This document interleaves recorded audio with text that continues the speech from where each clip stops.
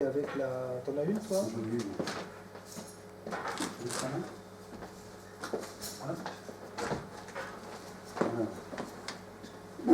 Dans les faits, c'est quelque chose. Pour contribuer, j'ai contribué. Il n'a pas réussi à le convaincre. Il était très surpris de cette position-là. Ouais. Mais il est en train d'enregistrer, hein. Ouais, ça continue, ça tourne en continu. Alors si je dis les conneries, ça restera pour l'éternité. Ah oui.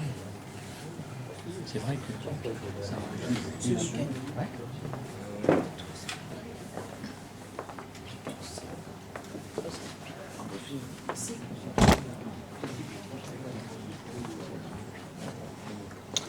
Allez, c'est parti, on y va.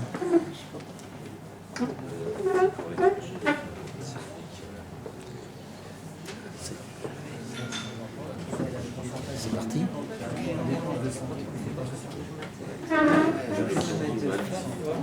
Qui lance le débat? C'est toi? Qui lance le débat? C'est Thierry, en principe, qui était sur Dans l'entreprise, la participation des représentants des salariés au conseil d'administration devrait permettre une meilleure information des salariés et par conséquent mieux comprendre les enjeux stratégiques de l'entreprise, mais aussi d'éviter, au moins en partie, les dérives managériales au profit des seuls dirigeants ou des actionnaires, ce qui n'est pas exclu, vous en conviendrez. Cependant, en l'état actuel des choses, il n'est pas impossible que, par exemple, les propositions de Benoît Hamon dans son programme présidentiel, qui, je ne sais pas si vous l'avez en tête, mais proposait donc, dans un souci de transparence, que ces conseils soient composés d'un tiers d'actionnaires, d'un tiers de représentants syndicaux et d'un tiers de personnalités extérieures. Il n'est pas du tout exclu que ces dispositions puissent être censurées par le Conseil constitutionnel pour atteinte au droit de propriété. C'est très vraisemblable.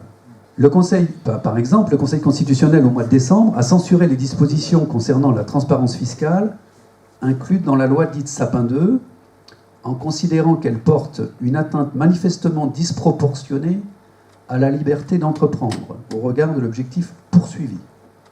Qu'est-ce que c'était? C'était de donner en fait des informations à l'ensemble de la société sur la localisation des établissements des sociétés, sur les personnels qu'elles employaient dans les pays où elles avaient des filiales, et les chiffres d'affaires correspondants.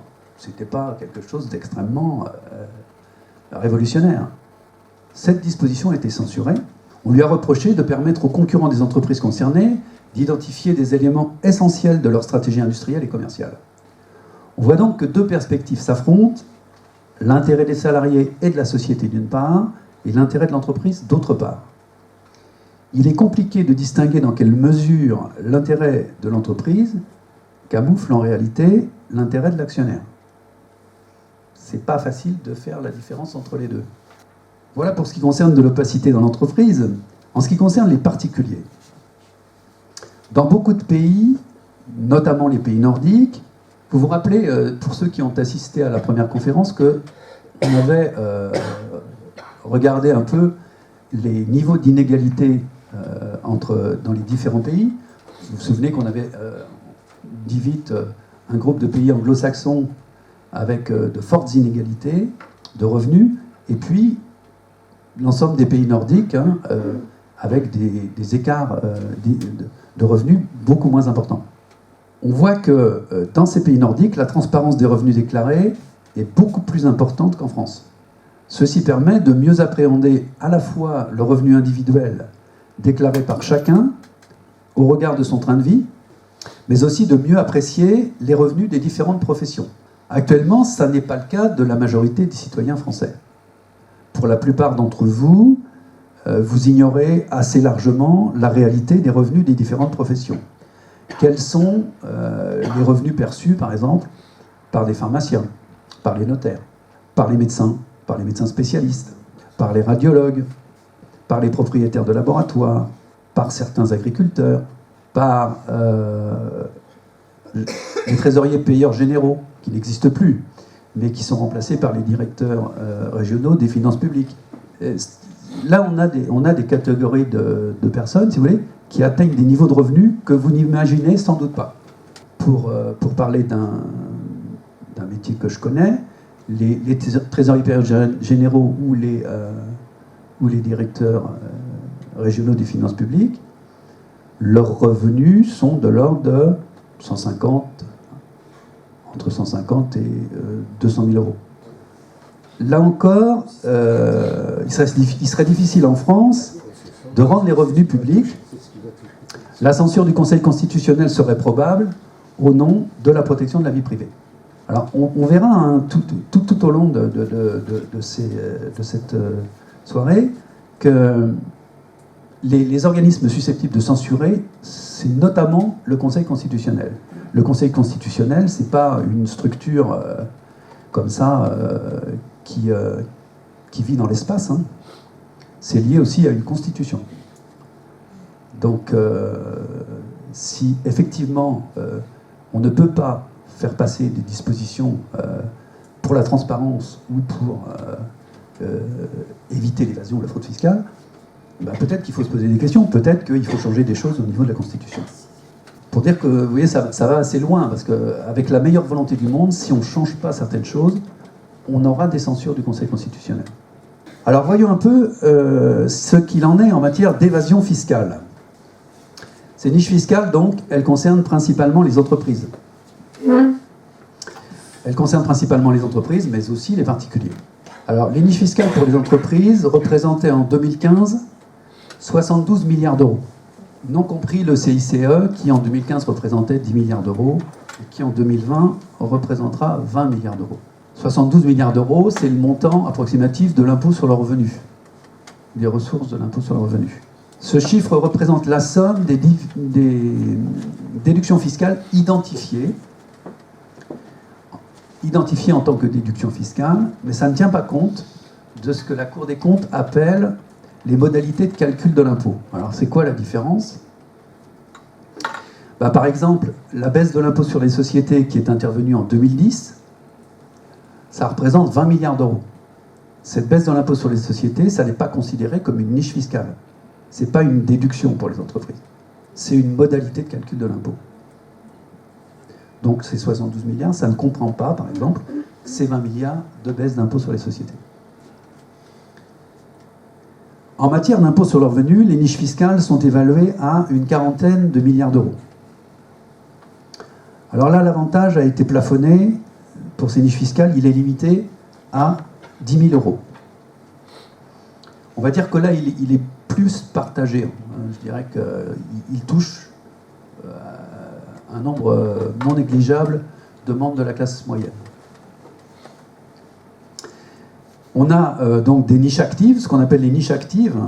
Les niches actives, ce sont des outils d'intervention économique qui vont profiter uniquement aux personnes qui entrent dans le cadre de la niche. En l'occurrence, par exemple, vous allez pouvoir investir dans les départements et territoires d'outre-mer, et seuls ceux qui vont investir dans ces départements bénéficieront de l'avantage fiscal. Et puis, il y a ce qu'on appelle les niches passives. Et les niches passives, tous ceux qui sont visés par la niche bénéficieront de la déduction sans rien faire de plus. C'est le cas, par exemple, des déductions supplémentaires pour les journalistes, par exemple. Les journalistes bénéficient d'une déduction supplémentaire de 7 650 € d'abattement. Bon, ça, cette niche fiscale, elle bénéficie à tous les journalistes titulaires de la carte de presse. Autre possibilité, c'est l'optimisation internationale des résultats. Alors, là, je vais citer Olivier Sivieux, qui est directeur du contrôle fiscal à Bercy, et qui avant était directeur de la direction des vérifications nationales et internationales. Donc il connaît bien le sujet. C'est lui qui est auditionné, par exemple, lorsque les commissions des finances de l'Assemblée nationale ou du Sénat font des auditions de l'administration fiscale. C'est en matière de contrôle fiscal, c'est lui qui répond. Alors que dit-il ? Il dit « Les tactiques d'optimisation tournent autour de 4 grands thèmes. L'utilisation des redevances, la manipulation des prix de transfert, les charges financières et l'implantation dans un pays offrant un régime avantageux. Alors on va essayer de voir un petit peu à quoi ça correspond tout ça. De la contribution fiscale de Google, l'entreprise Google que vous connaissez tous. Donc vous voyez qu'il y a des petits drapeaux, ça vous les voyez peut-être. Donc vous voyez que cette optimisation, elle passe par, donc il y a la France, il y a l'Irlande, il y a les Pays-Bas, les États-Unis et les Bermudes. Et l'Irlande, oui. Alors, dans une première étape, la régie publicitaire de Google France vend un espace à un client lambda.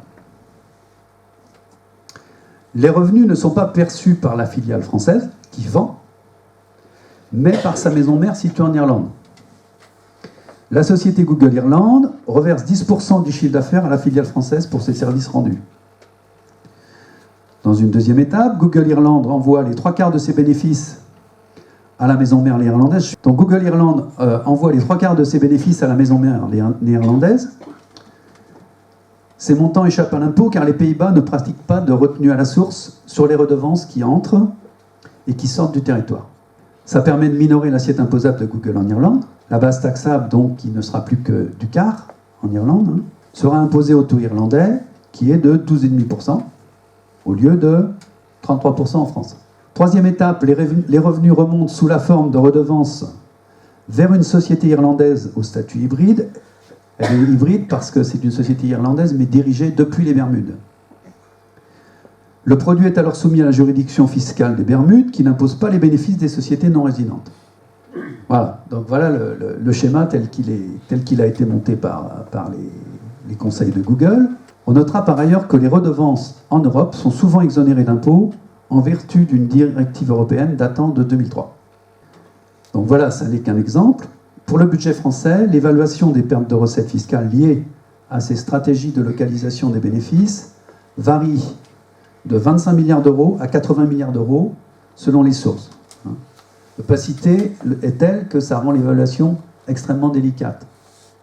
C'est pour ça que la fourchette est large, entre 20 et 80 milliards d'euros. Vous voyez que la fourchette est extrêmement large. Alors l'OCDE a mis en œuvre récemment un programme de lutte qu'ils appellent les BEPS, Base Erosion and Profit Shifting, érosion de la base fiscale et transfert de bénéfices. Même si cette évasion est légale, elle est souvent qualifiée d'optimisation agressive. Parler d'optimisation agressive, c'est un euphémisme. Moi, je parlerais plutôt de fraude légale. Autre dispositif qui permet aux entreprises de minorer leurs bénéfices imposables, la consolidation et l'intégration. Alors, le bénéfice mondial consolidé était négocié avec l'administration fiscale et accordé par le ministère des Finances. Ce régime a été abandonné à partir de 2012. Qui bénéficiait de ce régime du bénéfice mondial consolidé? Vivendi, Total, Énergie, Euromédia. Total ne gagnait plus guère d'argent avec le bénéfice mondial consolidé. Pourquoi? Parce que à partir de 2008, avec la crise financière, l'État, qui avait lui-même des problèmes de budget, a été plus regardant. Or, comme c'était un régime négocié avec l'administration fiscale avait tendance à être un peu plus dure. Et donc, ils ont abandonné tout simplement ce régime. Ils n'ont plus demandé à négocier. Et ils se sont contentés d'utiliser le régime de l'intégration fiscale. Alors, le principe de l'intégration fiscale, c'est un régime qui permet d'intégrer le bénéfice entre sociétés mères et filiales. Les filiales doivent être détenues à 95%. Donc, vous voyez que dans un schéma comme celui que vous avez présenté là, on a la société mère au centre, et certaines des filiales vont pouvoir remonter leurs bénéfices, d'autres non. Les filiales F et E, qui sont détenues à 90% seulement, ne pourront pas remonter leurs bénéfices. Mais pour les autres, l'option de la société mère dure 5 ans. Donc pour 5 ans, la société mère va opter pour le régime de l'intégration fiscale. Mais pendant cette période, toutes les filiales que vous voyez là, à 95%, vont pouvoir entrer et sortir du groupe chaque année comme elles l'entendent. Ça vous laisse mesurer les possibilités qu'offre un tel dispositif. en fonction des résultats annuels de chacune d'entre elles. Autre possibilité, donc ça c'est ce que j'évoquais tout à l'heure, ce sont les prix de transfert. Alors les prix de transfert c'est quoi? Là vous avez donc deux sociétés, hein, une en France, l'autre en Grande-Bretagne.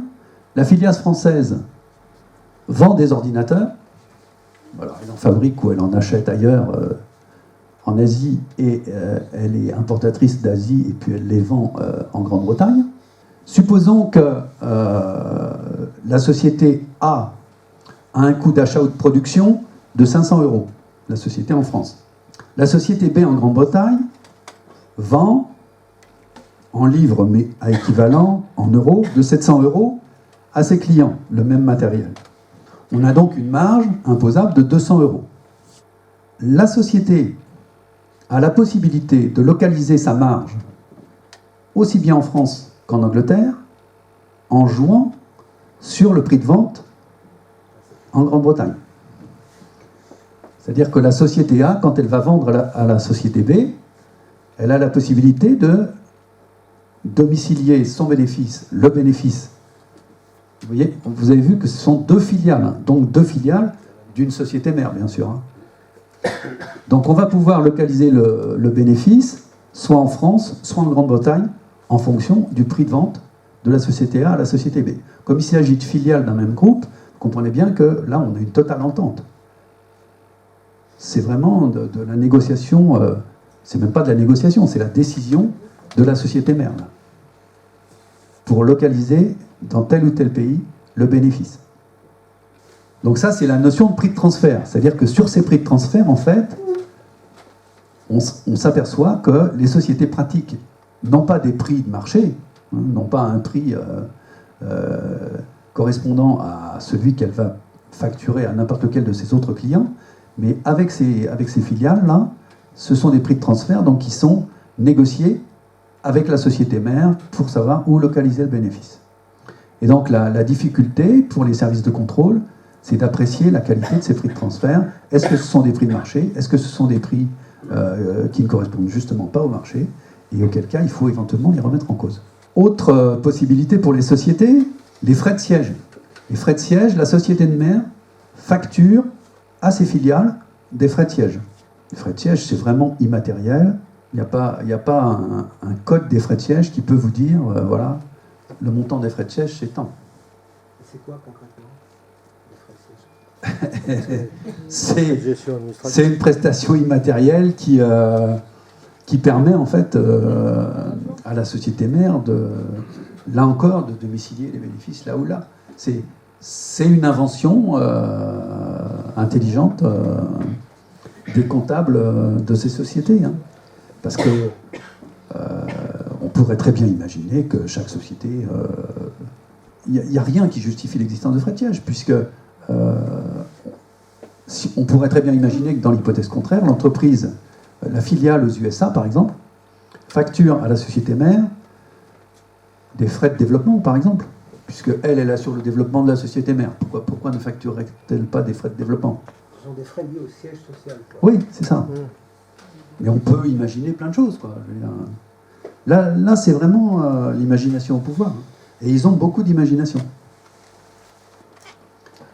Alors, d'autant plus d'imagination que, dans l'exemple que je vous ai donné là, on a donc une entreprise A qui détient une filiale en France et une autre filiale dans un autre pays étranger.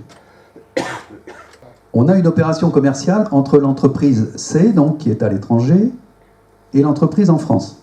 Le vérificateur qui se trouve en France, qui va par définition s'intéresser au prix de transfert s'agissant de sociétés d'un même groupe, là il ne va rien voir du tout.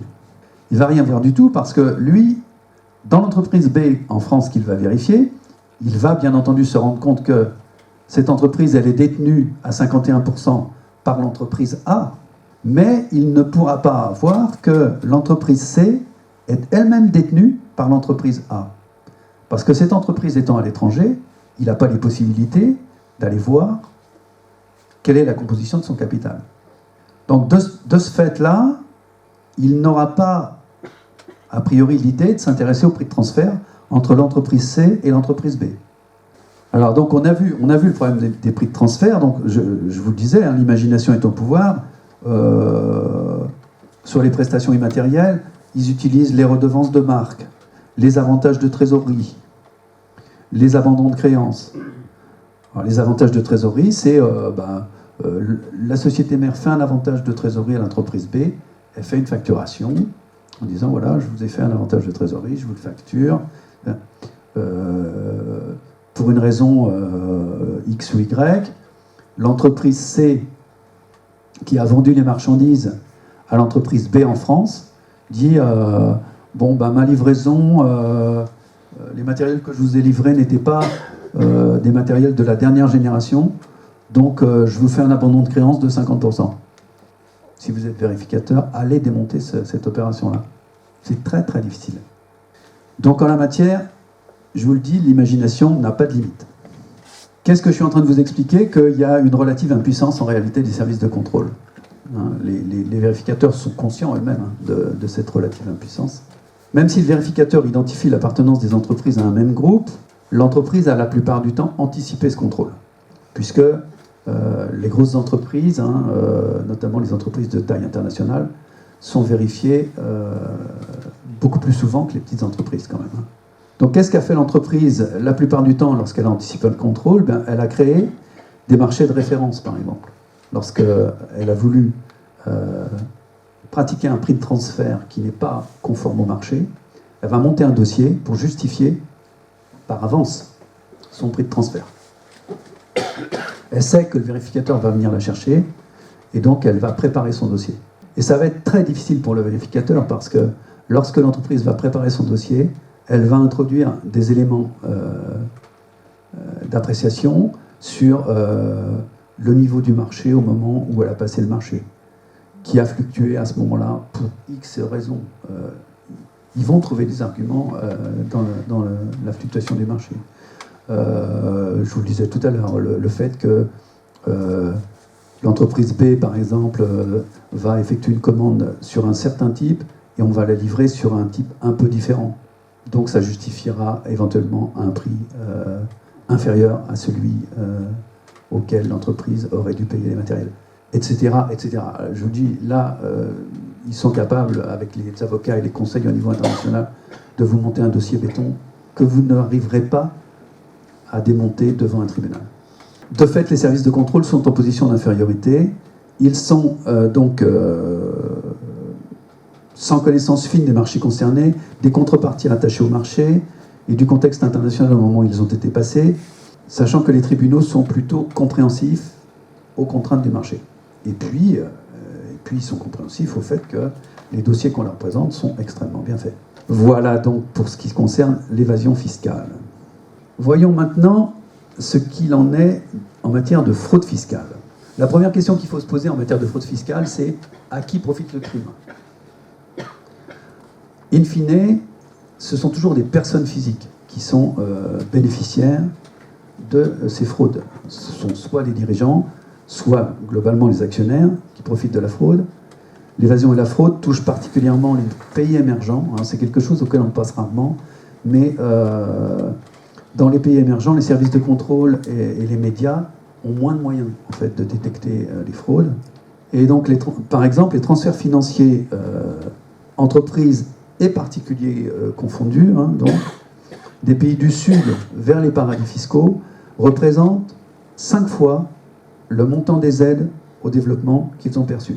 On a 500 milliards de dollars qui sortent, alors qu'ils ont eu 100 milliards d'aides. En ce qui concerne les moyens humains affectés au contrôle, on estime en France à 3000 le nombre de postes affectés au contrôle qui ont été supprimés depuis une dizaine d'années. Alors pour être honnête, ce ne sont pas les postes de contrôle des plus grosses entreprises qui ont été supprimés. C'est plutôt dans les plus bas revenus, on va dire, dans les revenus moins importants, qu'on a supprimé des postes. Sur la vérification des grands groupes, depuis de nombreuses années, on n'a pas supprimé de postes. Mais depuis que je suis entré aux impôts. Maintenant, ça s'appelle la Direction générale des finances publiques. Ça s'appelait la Direction générale des impôts à l'époque. On a toujours su que les vérificateurs de la Direction des vérifications nationales et internationales faisaient du décalage. Alors, il n'y a pas que. Hein. Globalement, dans les vérifications d'entreprise, on fait beaucoup de décalage. Mais sur les vérifications nationales et internationales, donc des groupes qui font plus de 15 millions de chiffre d'affaires de chiffre d'affaires, on fait beaucoup de décalage. On fait, je dirais, de la façade. Hein. On fait de la façade de contrôle. C'est quoi le décalage?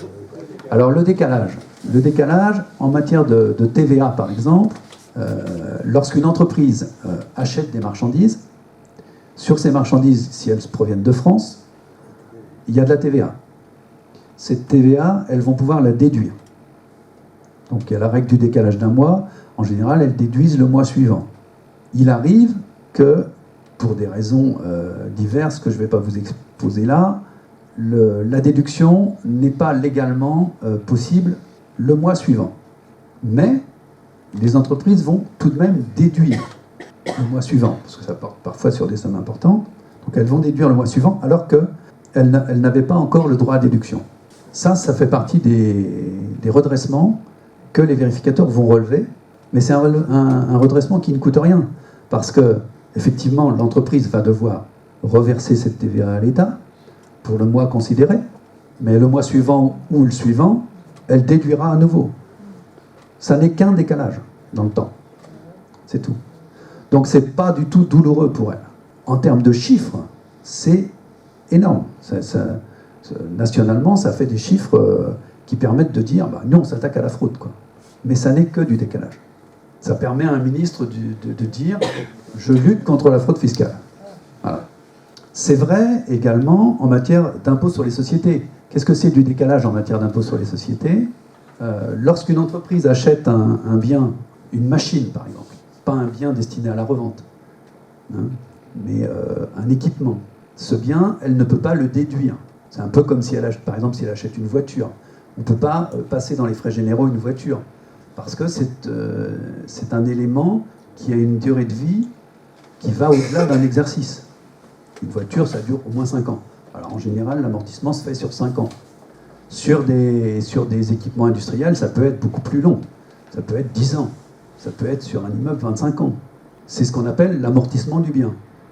Donc tous les ans, pendant 10 ans, sur une machine par exemple, on va déduire 1/10 de la valeur d'achat de la machine. Ce dixième va s'imputer sur le résultat de l'entreprise. Il arrive que les entreprises accélèrent les déductions. Par exemple, il existe un certain nombre de cas où on a droit à ce qu'on appelle un amortissement dégressif, donc qui est beaucoup plus rapide sur les premières années. Les sommes déduites en matière d'amortissement sont beaucoup plus importantes les premières années que les années suivantes. Donc c'est plus intéressant pour l'entreprise. Elle peut, par exemple, utiliser abusivement l'amortissement dégressif qui n'est pas, par exemple, légalement possible pour l'équipement sur lequel elle veut le pratiquer. Le vérificateur va relever l'anomalie et il va reprendre la partie d'amortissement qui a été abusivement déduite sur les années qu'il vérifie. Mais l'entreprise, elle va effectivement avoir un redressement sur ces années-là, mais les amortissements qu'elle n'a pas pratiqués, que le vérificateur a refusés, elle les déduira sur les années suivantes. Ça n'est que du décalage, là encore. Autre exemple. Voilà ce qu'on appelle faire du décalage. C'est vrai également sur les provisions. Les entreprises ont la possibilité de passer des provisions. De la même manière, là encore, c'est du décalage. Du redressement de façade, qui permet à l'administration fiscale de dire aux commissions des finances de l'Assemblée nationale ou du Sénat, regardez, on a bien fait notre travail, on a fait tant de redressements, tant de milliards de redressements. Autre élément, depuis environ une vingtaine d'années, 20 ou 30 ans maintenant, si vous regardez autour de vous, dans la presse, les services fiscaux ne sortent aucune affaire pénale d'envergure. Ceux qui sortent les affaires pénales, c'est qui? C'est les lanceurs d'alerte, ce sont les médias, éventuellement les juges, sur dénonciation, directement. C'est-à-dire que les juges se saisissent directement d'affaires, mais les services fiscaux ne sortent plus rien. parce que les vérificateurs font de la surface. Alors pourquoi ? Parce que pour lutter contre la fraude et l'évasion fiscale internationale, il faudrait y affecter des moyens humains et des outils de contrôle. On le verra après. Les vérificateurs ont un temps limité pour leurs investigations et ils travaillent le plus souvent seuls, alors qu'à l'international, ils ont en face d'eux une défense nombreuse et organisée. Il arrive qu'en conclusion de vérification, ils aient devant eux une dizaine de personnes, avocats, conseillers fiscaux, fiscalistes internationaux, etc. J'en passe, c'est des meilleurs. Directeurs de la financier, etc. Alors, en ce qui concerne les outils du contrôle, pour les outils du contrôle, je vais vous donner un exemple. Quand j'ai commencé à travailler en 1980, à faire de la vérification de société, les entreprises avaient l'obligation, lorsqu'elles versaient des commissions à l'étranger, d'indiquer les bénéficiaires de ces commissions. Alors les commissions, c'est, vous faites un marché, par exemple, avec l'Algérie, vous vendez des voitures à l'Algérie, par exemple. À l'occasion de ce marché, vous avez un intermédiaire algérien qui souhaite bénéficier d'une commission. Alors, on peut appeler ça une commission, on peut appeler ça aussi un bakchich, on peut appeler ça de tas de noms différents. Ça recouvre pas forcément les mêmes choses, mais parfois les mêmes choses. Lorsque j'ai commencé, si l'entreprise ne nous donnait pas le nom du bénéficiaire de la commission, elle n'avait pas le droit de déduire ses commissions. Soit elle nous donnait le bénéficiaire, soit on reprenait le montant de la commission dans les bénéfices et on distribuait le montant de la commission en tant que revenu distribué au bénéfice du dirigeant. Quelques années plus tard, au nom de l'efficacité économique, on a admis ces commissions en disant mais c'est le principe de réalité, il faut favoriser l'exportation et donc il faut admettre les commissions à l'export. Très bien. Deux conséquences. La France est désormais dans le peloton de tête des pays pratiquant la corruption en matière de commerce international. Et les chefs d'entreprise peuvent désormais, sans justification, se verser un pourcentage de n'importe quel marché sur un compte à l'étranger en franchise d'impôt. Bah oui. Il faudrait vraiment qu'ils soient idiots pour ne pas le faire. Alors, que se passe-t-il en matière d'outils de contrôle ? Je dirais que comme le menuisier, on a besoin d'outils. Les vérificateurs ont besoin d'outils. Mais les outils, ce ne sont pas des scies mécaniques ou électriques, ce sont des outils juridiques. On a besoin d'outils, par exemple, de détection de la fraude. C'est la levée du secret bancaire, c'est l'utilisation des renseignements bancaires. Par exemple, lorsque j'ai commencé à travailler, on avait des brigades de contrôle et de recherche qui allaient dans les banques, qui allaient pas tout à fait au hasard, mais qui avaient des infos. Par exemple, je vais vous citer quelque chose d'assez banal. Tout d'un coup, un membre de la brigade de contrôle et de recherche croisait une grosse Jaguar dans la rue, hop, il relevait le numéro, il identifiait le propriétaire de la Jaguar, et ensuite il faisait des demandes de renseignements aux banques pour savoir si cette personne possédait des comptes bancaires. Et il allait voir les comptes bancaires. Désormais, c'est interdit. On ne peut plus faire ça. Désormais, on ne peut consulter les comptes bancaires qu'après l'envoi d'un avis de vérification à la personne. C'est-à-dire qu'on ne fait pas de recherche préalable. On ne peut pas faire de recherche préalable. Alors ça, c'est bien évidemment, là encore, sous-tendu par les notions de liberté. Alors là, je vous laisse juge. Je dirais que là, en la matière, il faut savoir ce qu'on veut. Comme je le disais au début, le smicard, lui, ça ne lui pose pas de problème. Ça ne lui pose aucun problème qu'on aille voir ses comptes. Alors, autre outil, ce sont des outils liés à la transparence des opérations de l'entreprise. C'est ce que j'appelle l'équivalent des vitres teintées sur une voiture. C'est donc ce qu'on disait tout à l'heure, la possibilité pour, d'une part, les organisations syndicales, éventuellement des personnalités extérieures, de participer au conseil d'administration des entreprises de manière à ce qu'on ait plus de transparence dans la conduite des affaires d'une entreprise. Là, c'est un peu comme sur le plan politique, on réclame de la transparence sur le plan politique, mais il faudrait en avoir aussi dans les entreprises. On entend parler de la nécessaire fluidité des échanges internationaux en matière commerciale, mais moi, j'entends pas beaucoup parler de la nécessaire fluidité des échanges fiscaux entre pays qui fonctionnent en général assez mal. Assez mal. Alors même si j'entendais récemment justement Olivier Sifieux à l'occasion d'une audition par la Commission des finances du Sénat, dire qu'il était très content parce que Avec la Suisse, désormais, la transparence était totale. Je demande à voir sur la durée si on en est réellement là.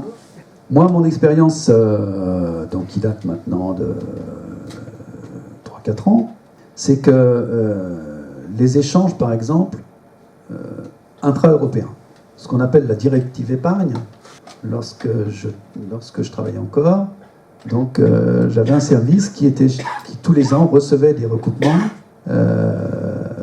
intra-européens, donc, dans le cadre de la directive épargne.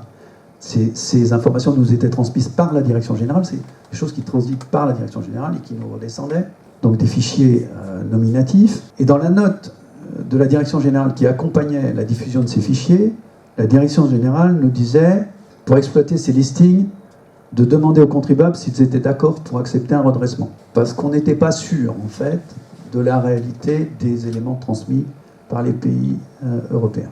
Comment voulez-vous travailler dans ces conditions ? Enfin, sauf à vouloir se ridiculiser, quoi. Ça met les vérificateurs dans des situations infernales, quoi. Alors, voyons un peu, maintenant, ce qui concerne la fraude internationale. Alors ça, c'est quelque chose dont vous avez peut-être entendu parler, ça s'appelle le carrousel TVA. Alors le carrousel TVA, c'est vraiment de la grande fraude, là, hein. C'est de la fraude mafieuse. Donc là, ça met en cause, par exemple, dans l'exemple que je vous ai mis là, ça met en cause 3 sociétés. Ça peut en concerner beaucoup plus que ça. On peut avoir des carrousels beaucoup plus complexes. Donc là, on a un fournisseur qui est établi dans un des pays de l'Union européenne, hein, peu importe lequel. Donc c'est la société A. On a une société B donc, qui est implantée en France et une société C qui, elle aussi, est implantée en France. On a une opération de vente, donc une opération commerciale, qui se passe entre le fournisseur A et l'entreprise B, qu'on appelle le taxi. Pourquoi on appelle cette société le taxi ? Parce que cette société, en fait, n'a pas de réelle existence en tant que société effectuant des opérations. C'est simplement une boîte à lettres. Avec souvent, lorsque cette société est déclarée, un homme de paille comme dirigeant. La société A donc, vend à la société B un bien pour 100 000 €. Ce bien est vendu par la société A hors taxe à la société B, puisque en matière d'échange intracommunautaire, on n'a pas de TVA assise sur le bien du vendeur. Hein. C'est à l'arrivée que la société B, donc, elle, va à la fois imposer et déduire immédiatement la TVA. Mais, donc, c'est comme si elle achetait, si vous voulez, la société B, elle achète ce bien hors taxe, on va dire, pour simplifier. Et cette société B, elle revend ensuite à la société C, le bien. Elle a acheté ce bien 100 000 €, elle le revend, donc, hors taxe, 83 612 € à la société C, avec 16 788 € de TVA. Dans le système fiscal français, l'entreprise B doit déclarer au fisc 16 788 € de TVA collectée et le reverser à l'administration fiscale, puisqu'elle a collecté 16 788 € de TVA que lui a versé la société C. En réalité, que va faire la société B ? Elle va encaisser l'intégralité des 100 000 € et elle va mettre la clé sous la porte et disparaître. Le gérant va disparaître. Ils font ça en réalité, je dirais, dans les 3 mois. Ça joue sur 3 mois. L'entreprise C, elle qui, a priori, respecte les règles, hein, elle a acheté ce bien 83 000 hors taxe avec 16 788 € de TVA. Elle a un droit de déduction, donc elle déduit 16 788 €. Si c'est une opération unique, elle a 16 788 € de crédit d'impôt qu'elle va se faire rembourser par l'administration fiscale. Vous me suivez là, hein, lorsqu'une entreprise achète un bien avec de la TVA, elle a ce qu'on appelle un droit à déduction. Donc elle va pouvoir déduire le montant de cette TVA. et elle va revendre au fournisseur A en franchise d'impôt, puisque là on est à l'intérieur de l'Europe, donc on n'a pas de facturation de TVA. Elle va revendre le bien 83 612 €. On a donc une société B qui a gagné 16 788 €, et la société A va elle aussi gagner 7 788 €. Voilà ce qu'est le carrousel TVA. Ça représente des dizaines de milliards de fraude. Alors ce qu'il faut savoir, c'est qu'en matière de TVA intracommunautaire, le contrôle est quasiment inexistant. Il est le plus souvent ouvert à la suite d'une enquête pénale liée à la découverte d'un carrousel comme celui que je vous ai montré là. Parce que sur ce type de carrousel, ce sont en général des réseaux mafieux organisés internationalement qui ont compris que c'était beaucoup plus intéressant que le trafic de cocaïne, parce que d'abord c'est beaucoup moins pénalisé, les peines sont beaucoup moins fortes qu'en matière de trafic de drogue, et ça rapporte autant. Donc ce serait dommage de se priver. Alors pourquoi les services n'ont pas les moyens de contrôler la TVA intracommunautaire ? La première raison, c'est parce que les agents la connaissent très mal. Et pourquoi les agents la connaissent très mal ? Parce que les directions ne s'y intéressent pas. Les directions ne s'y intéressent pas car en termes de rendement du contrôle fiscal, c'est beaucoup trop coûteux en temps, là encore. Il m'est arrivé de faire des vérifications de services sur ce sujet, donc sur la TVA intracommunautaire, et avec des inspecteurs excellents, des inspecteurs chevronnés, pas des canards boiteux, des bons inspecteurs. Et on s'apercevait qu'en fait, ils ne contrôlaient pas la TVA intracommunautaire parce qu'ils n'avaient même pas les moyens de le faire, dans la mesure où la direction ne leur transmettait même pas les fichiers informatiques qu'elle aurait dû leur transmettre. C'est pour vous dire comment le service du contrôle fiscal s'y intéressait. Alors voyons maintenant, en matière de fraude, on a vu en matière d'évasion, quid des prix de transfert en matière de fraude. Là, c'est la même chose qu'en matière d'évasion. C'est-à-dire que l'évasion, je dirais que ce sont les entreprises raisonnables qui jouent raisonnablement, et la fraude, c'est ceux qui poussent un peu trop loin le bouchon, quoi. Qui poussent un peu trop loin le bouchon ou qui ont des conseils un peu moins bons. Voilà. Mais le résultat est le même. Ils utilisent là aussi, bien sûr, en matière de fraude, la fraude sur les prix de transfert. Alors, les paradis fiscaux. Qu'est-ce que c'est qu'un paradis fiscal ? Un paradis fiscal, c'est un pays ou un territoire à fiscalité réduite ou nulle. C'est-à-dire où le taux d'imposition est très bas en comparaison avec les niveaux d'imposition existants dans les pays de l'OCDE. On a 3 types de paradis fiscaux, globalement. C'est les paradis fiscaux pour les personnes physiques, les paradis fiscaux pour les entreprises et les doubles paradis, le vrai paradis, quoi.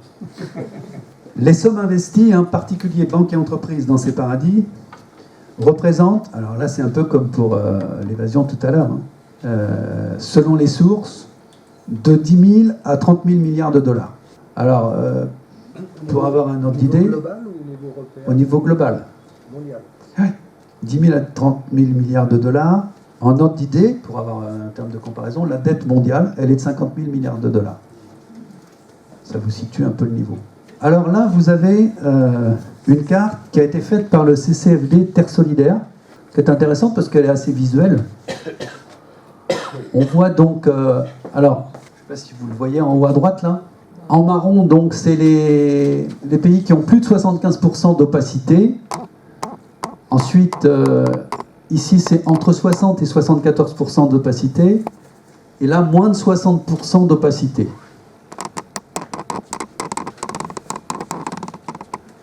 Les flèches indiquent la tendance à la hausse ou à la baisse. On verra tout à l'heure que les pays ont établi des listes noires. Et que ces listes, elles varient suivant les pays. C'est que, par exemple, les États-Unis, c'est un État des États-Unis, qui s'appelle le Delaware, qui est le paradis fiscal des États-Unis. En France, quel est le paradis fiscal ? C'est Monaco. Pour l'Allemagne, c'est quoi le paradis fiscal ? C'est Liechtenstein. Pour l'Angleterre, c'est quoi ?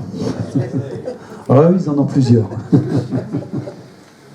Mais bon, effectivement, ils ont tous des petits pays qui leur permettent d'avoir un régime fiscal privilégié. Alors pour les entreprises, hein, on a vu un peu comment on pouvait localiser donc, les profits dans ces paradis fiscaux. Pour un particulier, on va prendre un exemple. Par exemple, je sais pas, moi j'ai pris un exemple au hasard. J'ai appelé mon Gugus là, Lilian Bétanlon. Et cette personne, elle achète 10 appartements en République dominicaine. Mais pour acheter ces 10 appartements en République dominicaine, elle monte une société civile domiciliée à Hong Kong. C'est pas compliqué, je vous montrerai tout à l'heure, c'est pas compliqué à faire. Donc les loyers, bien sûr, ne vont pas être déclarés au fisc français, mais pour pas que le fisc puisse on va bien entendu pas mettre ça au Crédit Agricole à la Chapelle-sur-Eure. Hein. Donc on va virer ça sur un compte HSBC ouvert à Singapour et la faire jouer. Le fisc français ne voit rien du tout là, absolument rien. Transparency évalue l'enjeu pour la France à environ 20 milliards d'euros. Je vous disais que c'est pas compliqué, il suffit d'aller sur Internet et vous avez là, en haut à droite, vous avez les numéros de téléphone. Hein. On va vous proposer tous les services. Donc là, il vous propose tout. Hein. Bon, là, j'ai fait une copie d'écran d'une société offshore, mais tout est possible. Hein. C'est vraiment. Là, il pourrait avoir un slogan publicitaire comme celui-là. Avec nous, tout est possible. Donc là, ils énumèrent les avantages, par exemple, hein, les avantages du montage de cette société, une confidentialité optimale, toutes les données relatives aux bénéficiaires économiques restent inaccessibles, même au registre du commerce de la juridiction choisie, réduction des bases d'imposition personnelle du bénéficiaire économique, j'aime bien les termes du bénéficiaire économique, protection des actifs du bénéficiaire économique contre les créanciers et les poursuites judiciaires, pas d'obligation de publier les comptes ni de faire auditer dans la plupart des cas.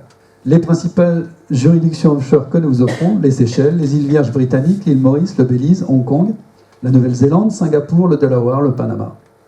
Nos partenaires de confiance, HSBC, Citibank, voilà. On sait où sont les partenaires de confiance.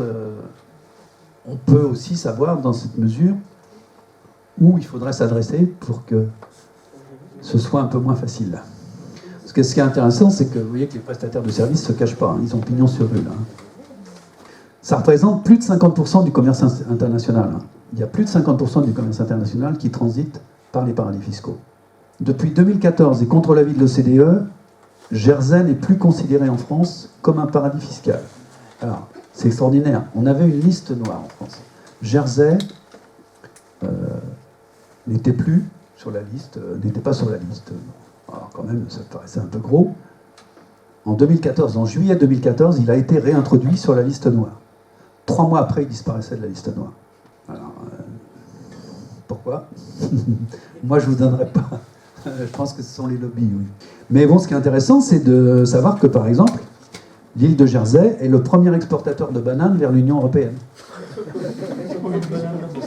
Ça paraît logique, quand même.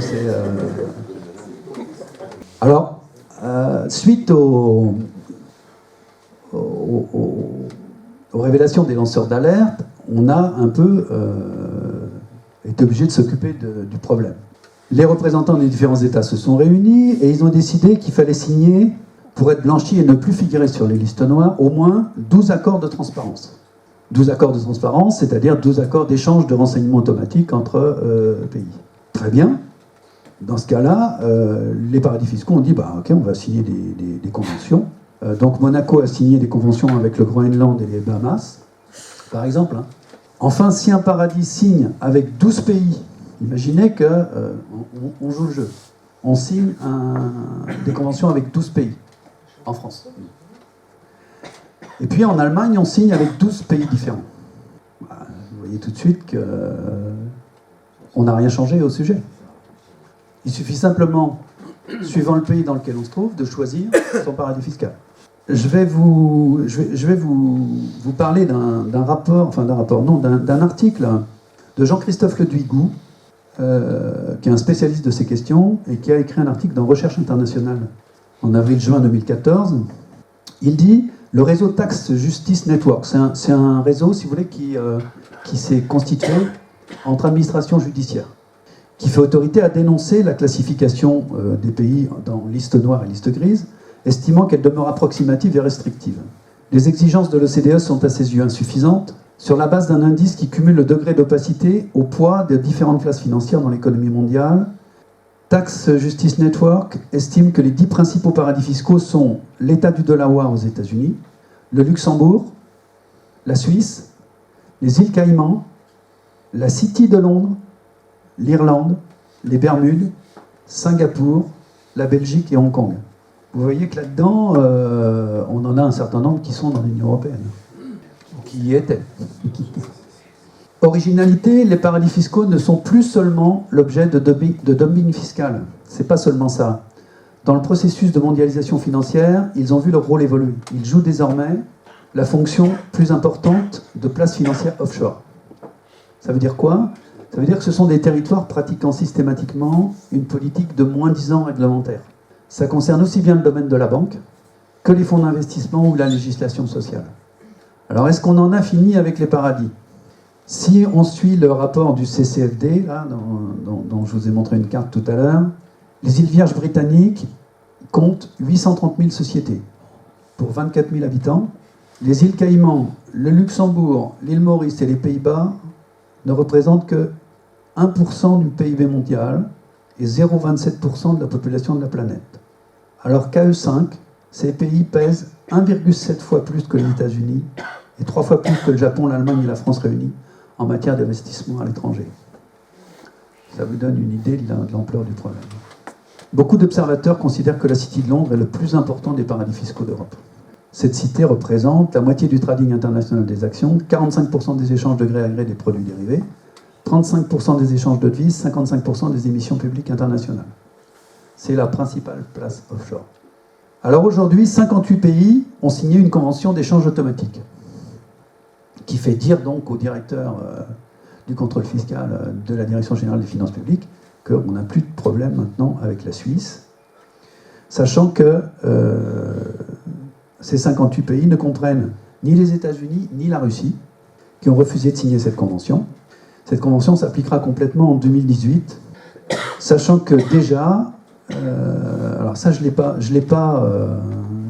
vous en ai pas fait de copie, mais si vous allez sur les sites spécialisés, vous avez déjà des gens qui vous proposent des montages pour éviter le nouveau dispositif. L'Union européenne a adopté le principe d'un registre obligatoire des sociétés écrans. La Grande-Bretagne, dans la foulée, a publié la liste de toutes ces sociétés écrans, sauf pour les îles anglo-normandes. C'est la porte dérobée, voilà, c'est ça. Je ne pense pas que ça va s'améliorer avec le Brexit. En France, le registre a été donc mis en place et il a été retiré en juillet 2016 suite à la saisine du Conseil d'État pour atteinte à la vie privée par une ressortissante américaine. Alors, qu'est-ce qui va se passer ? Je pense que tant que subsisteront les outils de la fraude subsistera. D'abord le secret bancaire. Si on ne lève pas le secret bancaire, on n'arrivera à rien. Sachant que là encore, de la même manière que je vous disais tout à l'heure qu'il y avait un certain nombre de principes généraux du droit qui nous empêchaient d'avancer sur ces sujets-là, on voit par exemple que l'Autriche a inscrit le secret bancaire dans sa constitution. Donc toute levée du secret bancaire est inconstitutionnelle. Donc elle saute à tous les coups. Tant qu'on n'aura pas la visibilité sur quels sont les bénéficiaires qui se trouvent derrière les sociétés écrans, on n'aura pas de visibilité. En ce qui concerne les rescrits fiscaux, les rescrits fiscaux, ce sont des accords secrets de gouvernement qui sont pratiqués notamment en Europe, par les Pays-Bas et la Belgique.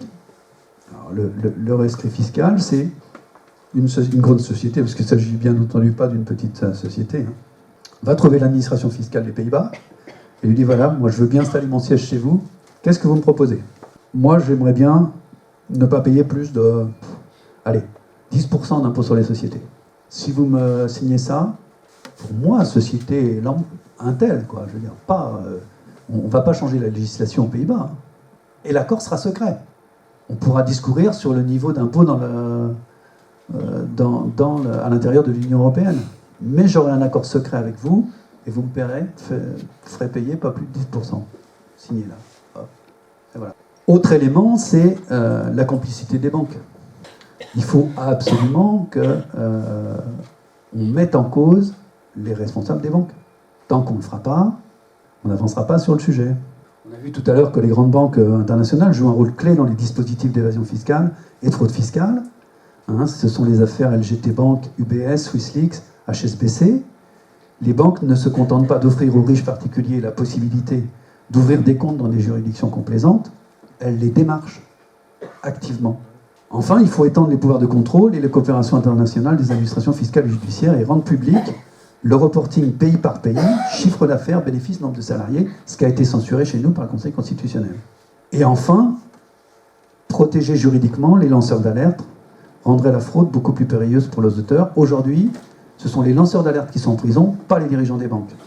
Alors si ce sujet vous intéresse réellement, je vous invite à aller sur le site d'Attaque qui est très bien fait. Sur le site d'Attaque, vous avez plein d'infos. Bon, la note positive, c'est que les lanceurs d'alerte ont permis de mettre sur la place publique le problème, et que peut-être que le dossier se refermera pas si facilement que ça.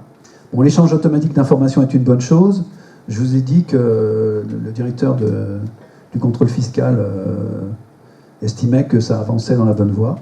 Bon, j'espère qu'il n'est pas trop optimiste. Voilà. Sur le sujet, je vais en rester sur cette note interrogative.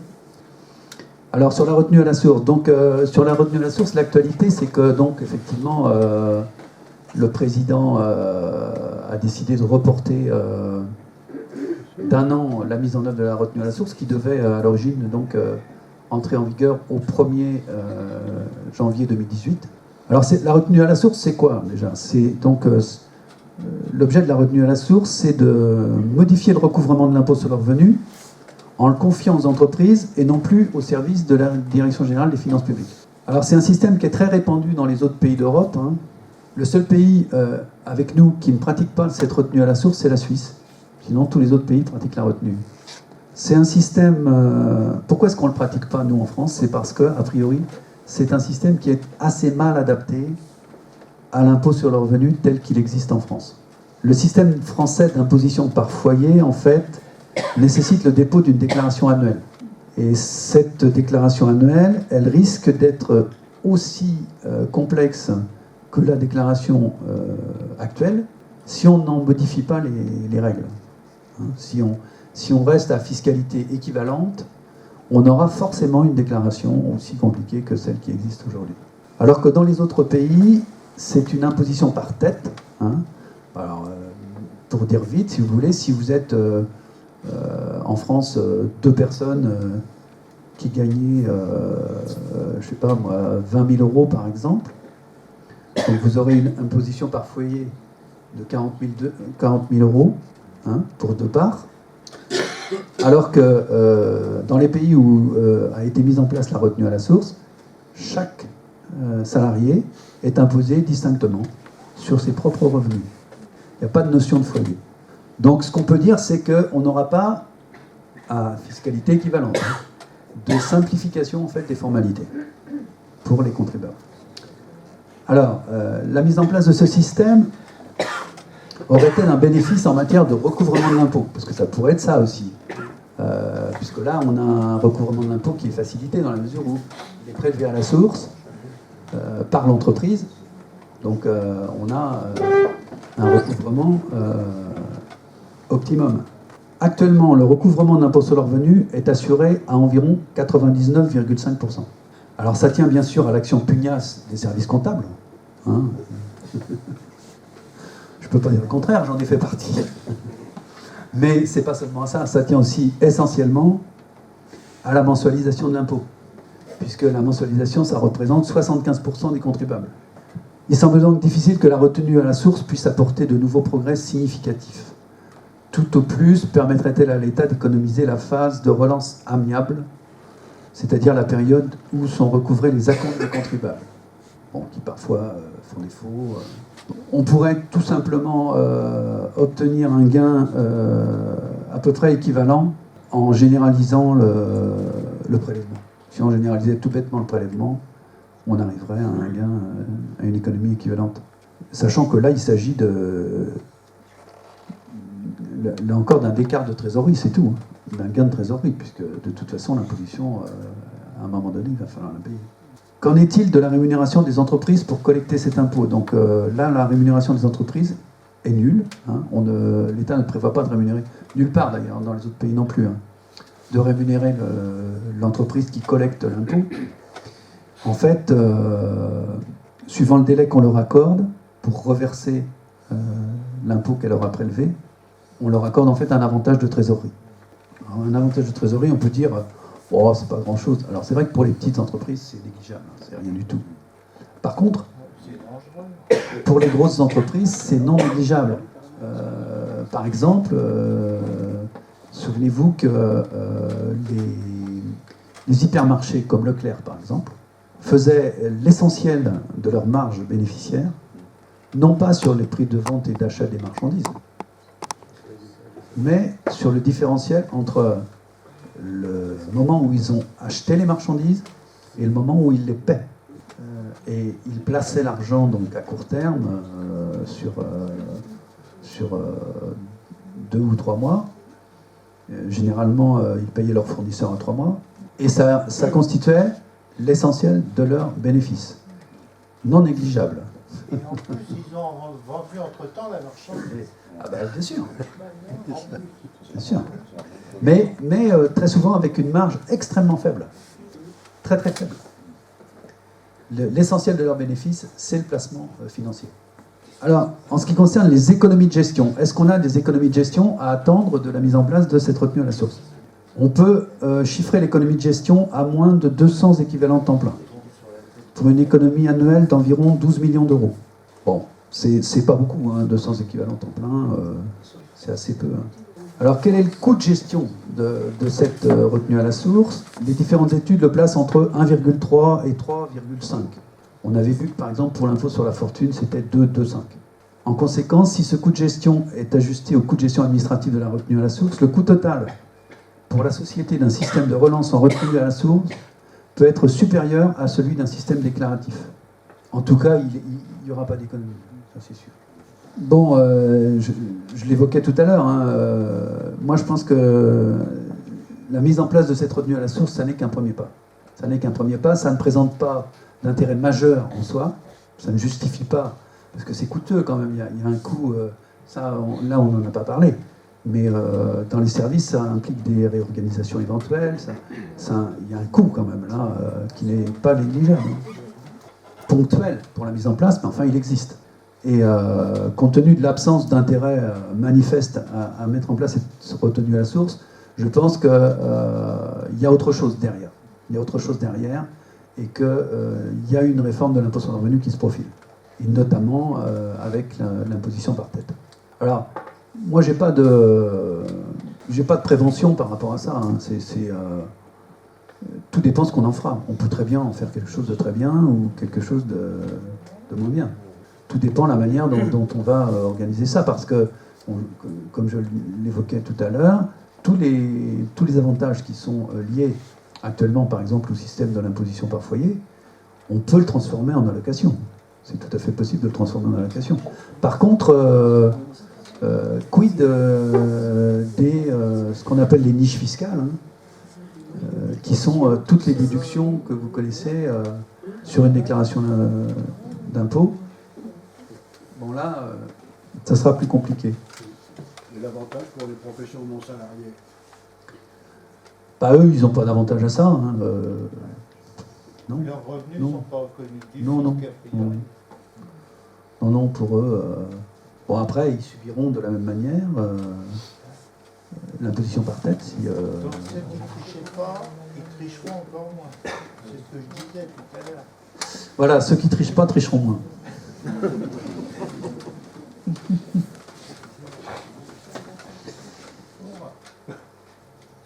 Voilà, je pense que j'ai fait le tour de ce que je voulais vous dire ce soir. J'ai deux remarques là-dessus, c'est que idéologiquement, c'est quand même terrible de voir que ça va être des entreprises privées qui vont être collecteurs d'impôts, Ouais. même si c'est devenu très à la mode, façon de parler. Ouais. Moi, ça me choque, franchement. Et deuxièmement, pourquoi à ce moment-là, le Conseil constitutionnel, n'importe qui pourrait pas le saisir en tant qu'atteinte à la vie privée, puisque si j'ai bien compris, une richissime américaine a fait capoter ce que vous avez dit tout à l'heure. Donc pourquoi pas? voyez, parce que je considère vraiment que c'est une atteinte à la vie privée. Alors, il y a déjà eu des alertes de cette Ouais. nature, puisque on a annoncé qu'on pourrait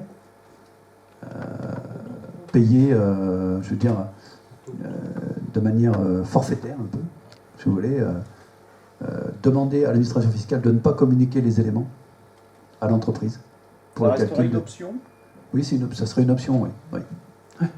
Je pense que c'est pour éviter justement une censure du Conseil constitutionnel qu'on a accepté de faire ça. Ouais. Ouais. Alors, bon, je comprends votre remarque. En même temps, les cotisations sociales, elles sont aussi déjà collectées par les entreprises. Et la TVA. Effectivement, c'est Et la du même, TVA. du même acabit. Ouais.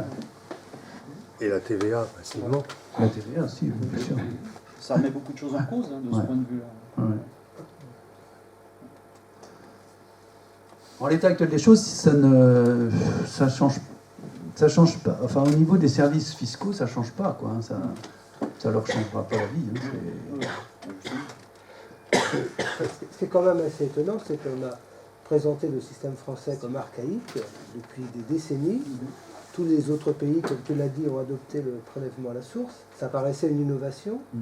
L'opinion publique, je pense, y était plutôt favorable. Plus on se rapproche de l'échéance, et moins les choses paraissent simples. Moi, j'ai vu que le MEDEF, je te le disais tout à l'heure, a dit c'est pas à nous de collecter l'impôt, par exemple. Et même, je ne sais pas ce qu'en pensent les services fiscaux de manière générale, mais on a le sentiment qu'aujourd'hui, il y a autant d'arguments contre, et peut-être davantage d'arguments contre que pour, alors qu'il me semblait y avoir un consensus autour de Alors, en fait, cette idée. En fait, C'est étonnant. c'est le gouvernement Sarkozy en fait qui au départ avait oui, on va boire un coup, on va boire un coup. Je réponds à la question quand même. Je réponds à cette question quand même, et puis après on ira boire un coup. C'est le gouvernement Sarkozy qui avait demandé à ce qu'on étudie la mise en place donc, de cette retenue à la source. Et compte tenu de l'étude qui a été faite, ils étaient revenus en arrière. Ils avaient dit, bah non, finalement, on ne le met pas en place. Et c'est la raison pour laquelle je pense que la mise en place qui est faite aujourd'hui, ça n'est qu'un début d'autre chose. Ça n'est pas la mise en place de la retenue à la source, ça n'est pas le but de la manœuvre. Je ne crois pas.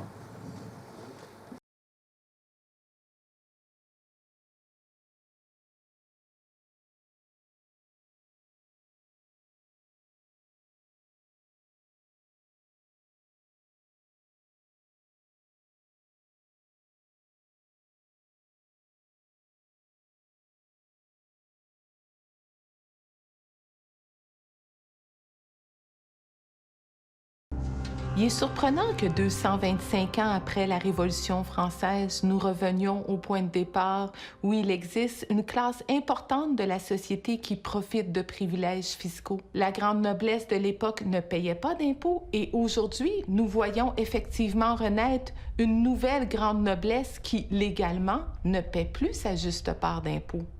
À l'époque, tout le fardeau fiscal reposait sur le tiers-État. Et aujourd'hui, comme mère, je crains que nous soyons en train de préparer ce même destin pour nos enfants.